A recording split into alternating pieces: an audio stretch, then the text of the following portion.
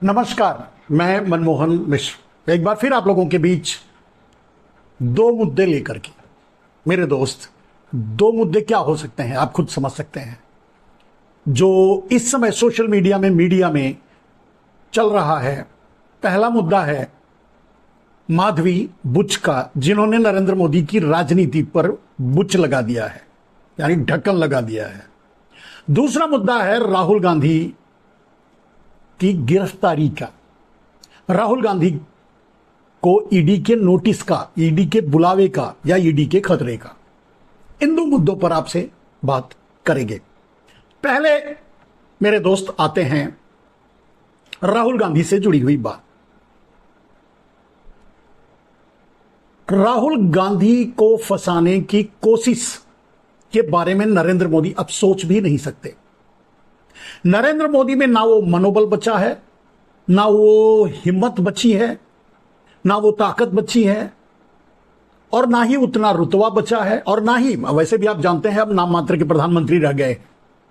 उनको कोई प्रधानमंत्री अब मानता भी नहीं है। संसद से सड़क तक आप देख ही रहे हैं। तो कहने का अर्थ यह है मेरे दोस्त कि जो सोशल मीडिया में ये बात चल रही है कि राहुल गांधी को गिरफ्तार किया जा सकता है, असंभव, हो ही नहीं सकता। नरेंद्र मोदी अब अपने आप को बचा लें। पहले नरेंद्र मोदी राहुल गांधी को फंसाएंगे या अपने आप को बचाएंगे? सबसे बड़ी बात इस समय नरेंद्र मोदी लगे हुए हैं अपने आप को बचाने में, तो राहुल गांधी को फंसाएंगे क्या? दूसरी बात, राहुल गांधी नरेंद्र मोदी के लेवल से बहुत ऊपर जा चुके हैं। नरेंद्र मोदी राहुल गांधी को गिरफ्तार करवाने के बारे में सोच भी नहीं सकते। और सबसे खतरनाक बात क्या है, ये कि राहुल गांधी के एक इशारे पर नरेंद्र मोदी की सरकार गिर सकती है।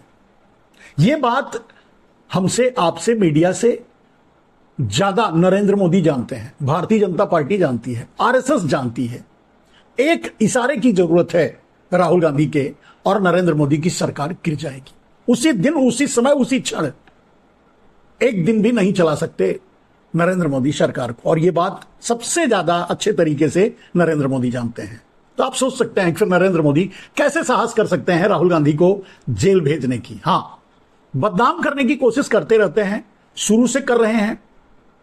राहुल गांधी वही नेता है जिन्हें नरेंद्र मोदी ने मीडिया के सामने पहचानने से भी इनकार कर दिया था। राहुल गांधी के बारे में किसी पत्रकार ने पूछा तो नरेंद्र मोदी बोले, कौन राहुल गांधी? उसी कौन राहुल गांधी के बारे में अपना दुखड़ा रोने के लिए संसद के सामने खड़े होकर नरेंद्र मोदी रोने लगे, रोए और कहा कि 2.5 घंटे तक प्रधानमंत्री की आवाज का गला घोंटा गया। क्या कभी ऐसा सुना था? खैर, नरेंद्र मोदी की अब यही औकात रह गई है, इससे ज्यादा कुछ भी नहीं। वो अपने आप को बहुत नीचे गिरा चुके हैं। कहने का अर्थ यह है कि राहुल गांधी को गिरफ्तार करवाने के बारे में नरेंद्र मोदी सपने में भी नहीं सोच सकते। तो ये सोशल मीडिया के हमारे अपने पत्रकारों के लिए सूचनार्थ कि आप इस बारे में सोचना छोड़ दीजिए कि नरेंद्र मोदी अब राहुल गांधी को फंसाकर जेल भेजने के बारे में सोच भी सकते हैं। राहुल गांधी को तो उस समय नहीं फंसा पाए जब वो सांसद भी नहीं रह गए थे, चुनाव चल रहा था। चुनाव में न जाने कितने अत्याचार किए नरेंद्र मोदी ने, कांग्रेस के अकाउंट को फ्रीज किया, न जाने कितने कांग्रेसियों को डराकर भारतीय जनता पार्टी में लिया, चुनाव लड़ने से रोक दिया। गुजरात में आपने देखा कि चुनाव लड़ने से रोक दिया और निर्विरोध अपने आदमी को जितवा दिया। तो इस तरह से जितनी ज्यादती कर सकते थे किए। उस समय जब नरेंद्र मोदी राहुल गांधी को गिरफ्तार करवाने का साहस नहीं दिखा पाए, तो अब क्या दिखाएंगे? अब तो वो प्रधानमंत्री भी नाम मात्र के रह गए हैं। आप समझ सकते हैं। और सबसे बड़ी बात कि राहुल गांधी अब एक मजे हुए नेता बन चुके हैं। राहुल गांधी के सामने पूरी भारतीय जनता पार्टी बौनी हो चुकी है, छोटी हो गई है। संसद में राहुल गांधी जो चाहते हैं वही होता है। राहुल गांधी से पनाह मांगने के लिए अमित शाह सभापति से गुजारिश करते हैं कि गलत हो रहा है। नरेंद्र मोदी ट्विस्ट करने की कोशिश करते हैं, खड़े होकर उन्हें भी राहुल गांधी बिठा देते हैं यह कहकर कि मैंने आपको कहा है। सीधी बात, राजनाथ सिंह जैसे नेता खड़े होकर कहते हैं कि जब सभापति महोदय आज्ञा देंगे तब हम अग्निवीर पर चर्चा करने के लिए तैयार हैं। यह जलवा है राहुल गांधी का संसद में। संसद से बाहर आपने देखा ही होगा, राहुल गांधी आगे आगे और नरेंद्र मोदी अब पीछे पीछे। वायनाड का केस आपके सामने है। सबसे बड़ी बात कि राहुल गांधी इस समय नरेंद्र मोदी के पिच पर खेल रहे हैं, नरेंद्र मोदी के मैदान में खेल रहे हैं, नरेंद्र मोदी के घर में घुसकर राजनीतिक रूप से उनको पीट रहे हैं। नरेंद्र मोदी का एक सफल और बहुचर्चित तरीका है, मुद्दा है हिंदू मुसलमान और धार्मिक उन्माद। राहुल गांधी अब संसद से लेकर सड़क तक भगवान शिव का इस्तेमाल करते हैं, मतलब भगवान शिव का नाम लेकर संबोधित करते हैं, महाभारत को बीच में लाते हैं, अर्जुन श्री कृष्ण को लाते हैं।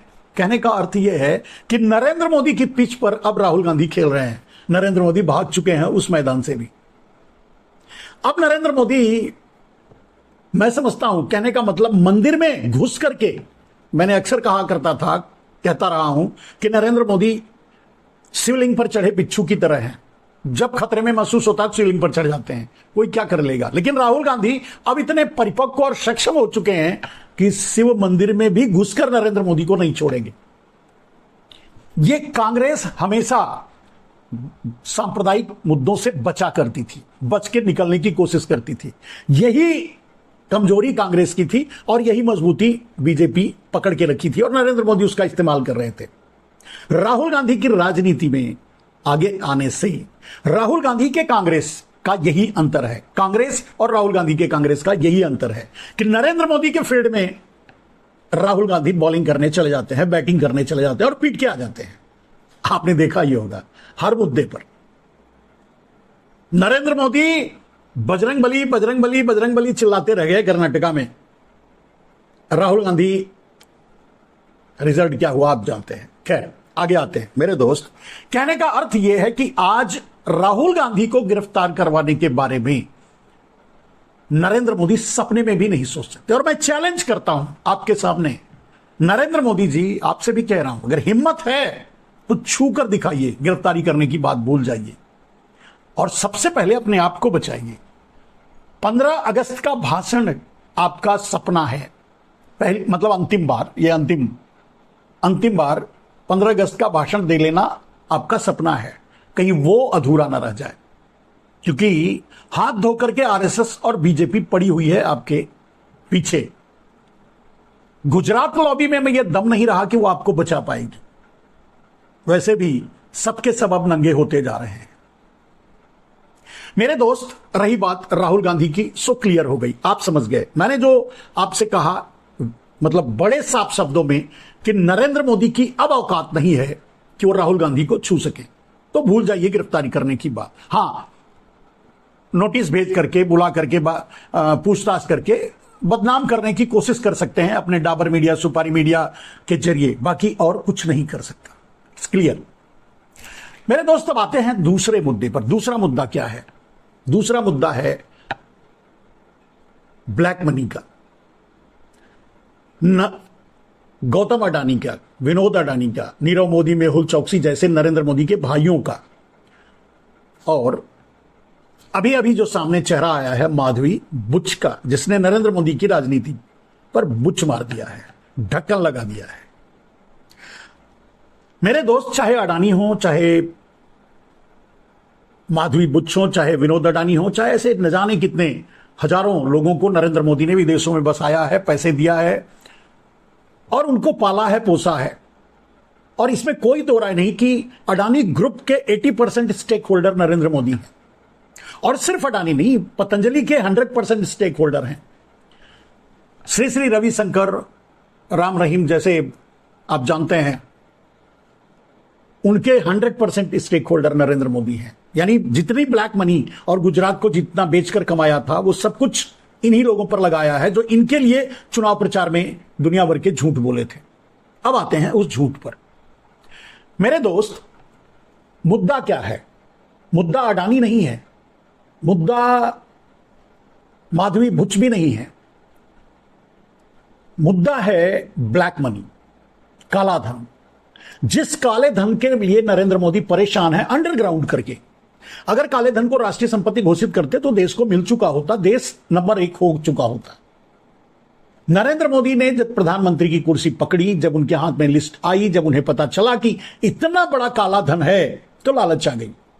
उन्होंने अंडरग्राउंड करने की ठान लिया, अंडरग्राउंड कर दिया, 50-50 बंटवा लिया। अब उस पर आते हैं मेरे दोस्त 50-50 की बात पे।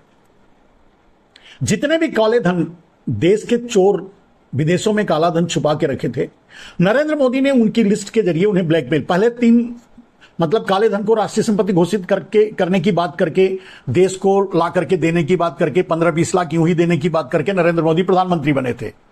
बड़े वादे किए थे कि मैं 100 दिन में लाऊंगा, ये लाऊंगा, सब फेल हो गया। क्योंकि उतना पैसा देखकर नरेंद्र मोदी खुद पागल हो गए कि इसको कहां छुपाएं, कहां रखें और क्यों दें देश के आम आदमी को या देश को, हम ही क्यों न दबा लें, और दबा लिया। नोटबंदी, जीएसटी, ये सब उसी काले धन का परिणाम था हासिल करने का। देश विदेश में नरेंद्र मोदी 400 लाख के आसपास की हिस्सेदारी ली है ब्लैक मनी की। और विनोद अडानी और न जाने कितनी फॉल्स कंपनियां, जिसमें भुज और भुज के पति या और भी बहुत से काले चोर विनोद अडानी जैसे लोगों को देकर वहां बिठा रखा है। गुजरात से माइग्रेट करके कम से कम हजार लोगों को ले जाकर के दूसरे छोटे छोटे डबल टैक्सेशन ट्रीटी के देशों में बिठा रखा है, उनके नामों से वहां जमा करवा दिया हिस्सेदारी लेकर के, कि उनके जरिए, उस देश के जरिए यहां भारत में लाया जाएगा और उसी पैसे से अडानी के नाम पे सारा इन्वेस्टमेंट किया जाएगा। उसी काले धन को खपाने की कोशिश का नतीजा था। जब पहली बार आए थे तो भूमि अधिग्रहण बिल डलहौजी के स्टाइल में लेके आए थे, पास नहीं करवा सके। फिर 2019-20 में आपने देखा 3 किसान बिल लेके आए, वो उसी काले धन का नतीजा था। काला धन खपाना कहां है? कृषि सबसे अच्छा क्षेत्र था, उसमें लाकर के नरेंद्र मोदी उस काले धन को खपाते, सारे देश की कृषि जमीन अडानी के नाम कर लेते। ये उनका इरादा था, उसमें भी कामयाब नहीं हो पाए। सारी समस्या की जड़ काला धन है और सारी समस्या वहीं से उत्पन्न हो रही है। अब उस पैसे को ला करके नरेंद्र मोदी अडानी की कंपनियों में, दुनिया भर के इन माधवी भुज जैसे लोगों से मिल करके फॉल्स कंपनियां बनवा करके, सेल्स कंपनियां बनवा करके, फ्रॉड कंपनियां बनवा करके, उनके जरिए भारत में पैसा ला करके उसे इन्वेस्ट किया जा रहा है दूसरी कंपनियों में, खास करके अडानी के। अब अडानी के पास जब वो पैसा आ गया इससे पहले, तो उन्होंने क्या किया?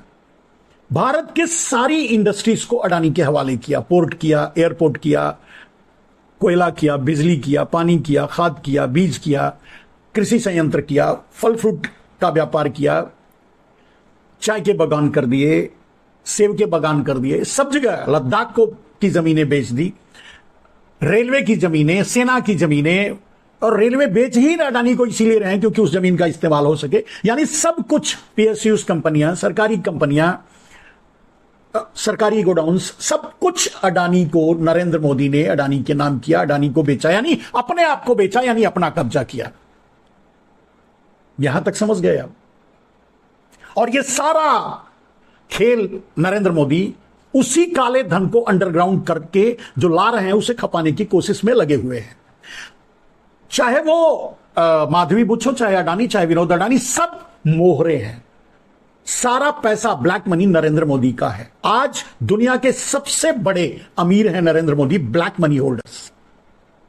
यह सच्चाई है और उसी काले धन को लेकर के परेशान है नरेंद्र मोदी। बदनाम भी हो रहे हैं, कुर्सी भी जा रही है और शायद जेल भी जाएंगे आगे चल करके, क्योंकि स्थितियां ऐसे ही बन रही हैं।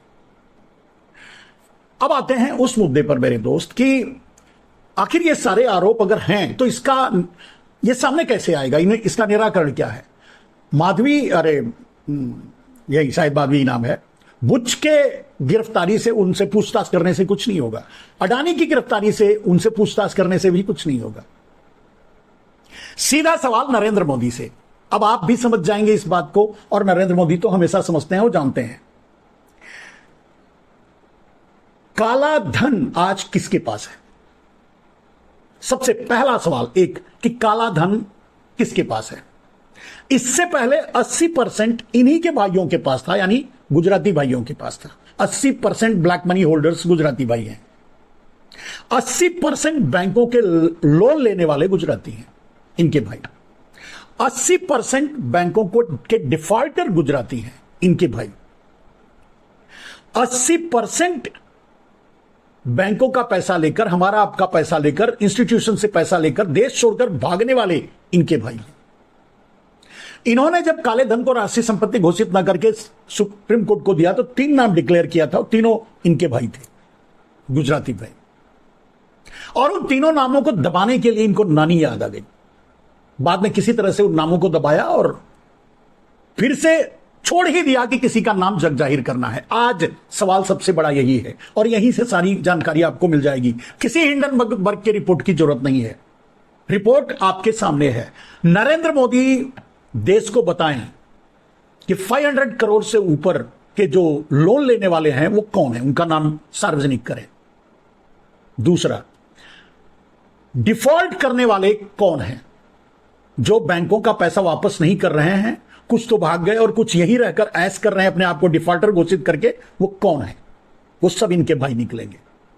500 करोड़ से ऊपर का लोन लेने वाले भी इनके ही भाई हैं, यानी बैंक से लोन भी यही लेते हैं, बैंक को फिर वापस पैसा भी वापस नहीं करते और फ्रॉड करके देश छोड़कर भाग भी जाते हैं, यही।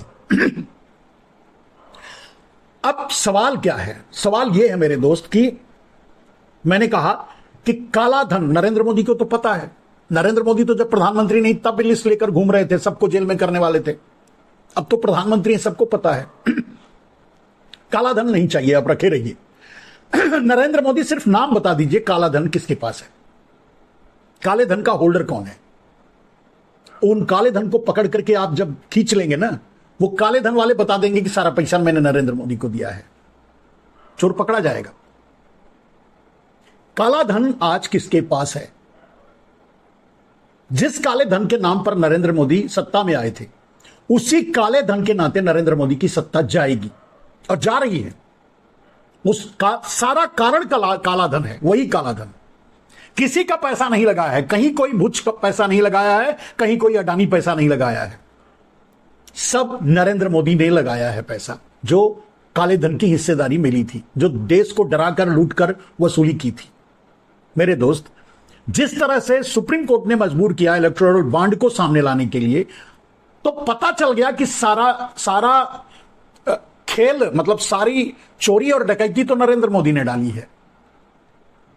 लोगों को डराकर धमका करके जबरदस्ती उगाही करके उनसे पैसा वसूला है, सारा पैसा तो उन्होंने लिया है। ये तो सामने आ गया ना, सीधे चोरी पकड़ी गई ना, चोरी नहीं डकैती पकड़ी गई। बोलने लायक नहीं रह गए नरेंद्र मोदी। सीधे सुप्रीम कोर्ट ने आरोप लगाया कि ये तो फ्रॉड करने के लिए ही किया गया था, लाया ही गया था ये सिस्टम। ठीक है, उसी तरह से जब नरेंद्र मोदी देश को बता दें आज, या फिर सुप्रीम कोर्ट भी बता दे, सुप्रीम कोर्ट को भी बंद लिफाफा दे चुके हैं नरेंद्र मोदी, सुप्रीम कोर्ट देश को बता दे काला धन किसके पास है।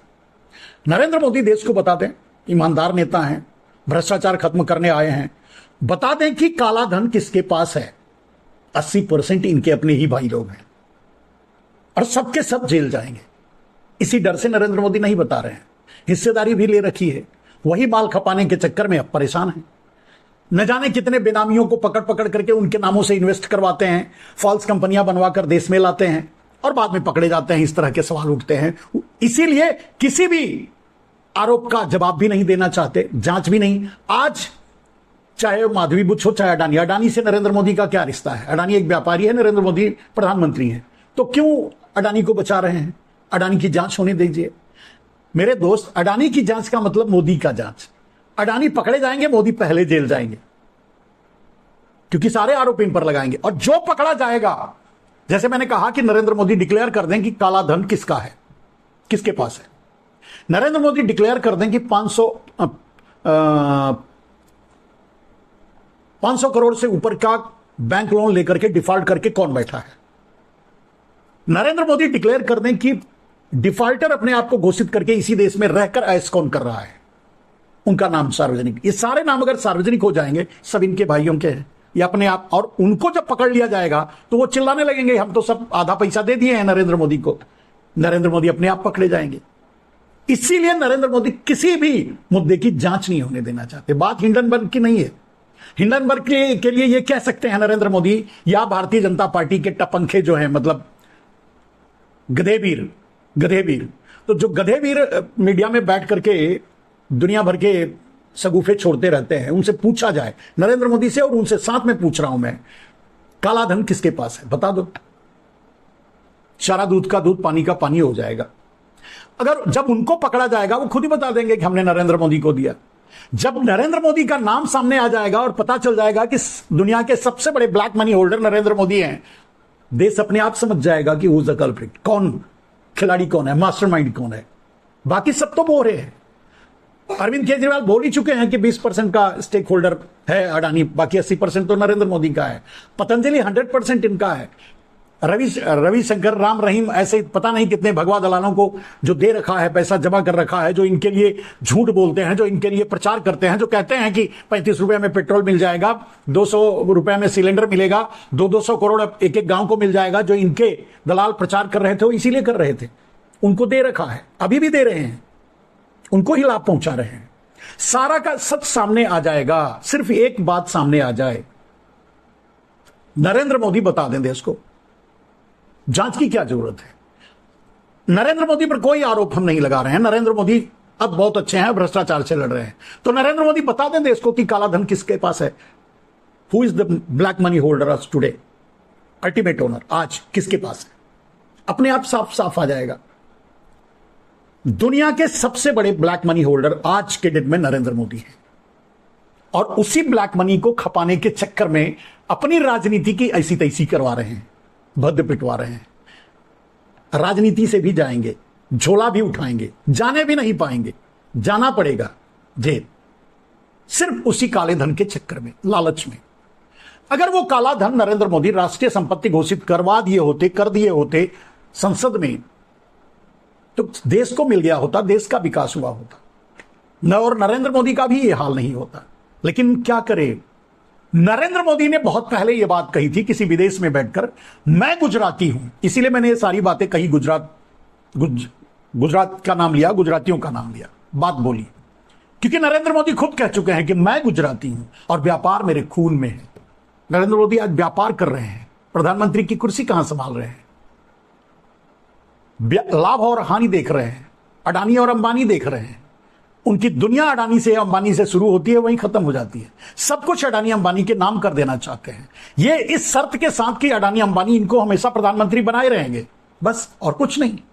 सिर्फ कुर्सी के लिए इतना बड़ा देशद्रोह तो नरेंद्र मोदी को नहीं करना चाहिए था, जो कर चुके हैं।